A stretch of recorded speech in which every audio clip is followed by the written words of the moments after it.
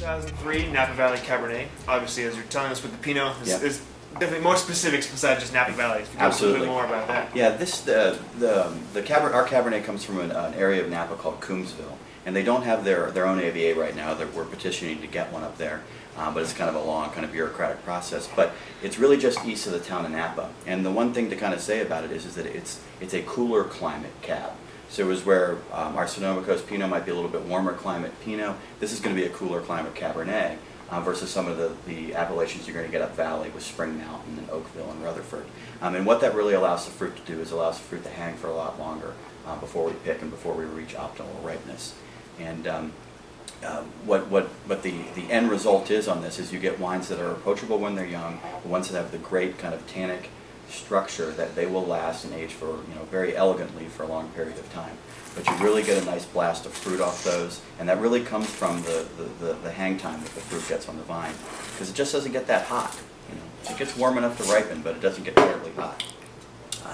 You mentioned Coombsville. I was wondering if you could tell us a little Yeah. bit more about. So I know there's some other great wineries up there sourcing Sure. fruit. Tell Absolutely. us a little bit why yours is why you're different. Why yours, Yeah, Coombsville is it's kind of an interesting place. I mean, literally, most of the vineyards in Coombsville sit in the middle of somebody's backyard.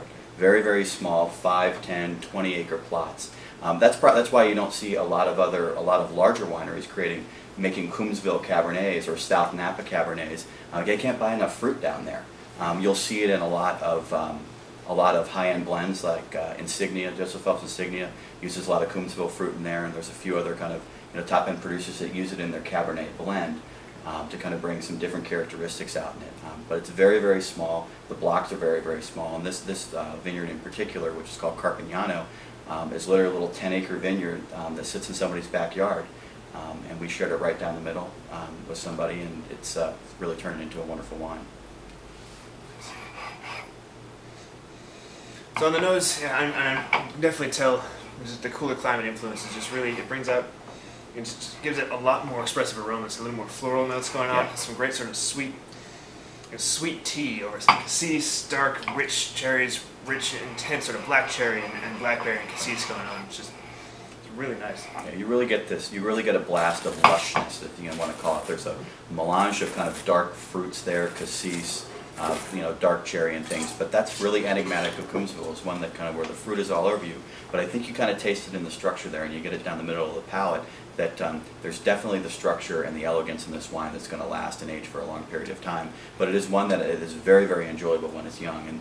And to be quite honest, you once again get back to kind of the style of wines that you want to make. And when you go in there, we wanted to have wines that could be enjoyed at all points in time, whether they were young, and then ones that you can enjoy 10 years, 15 years from now as well. We've kind of got there. We think Coombsville's perfect fruit to kind of set that up.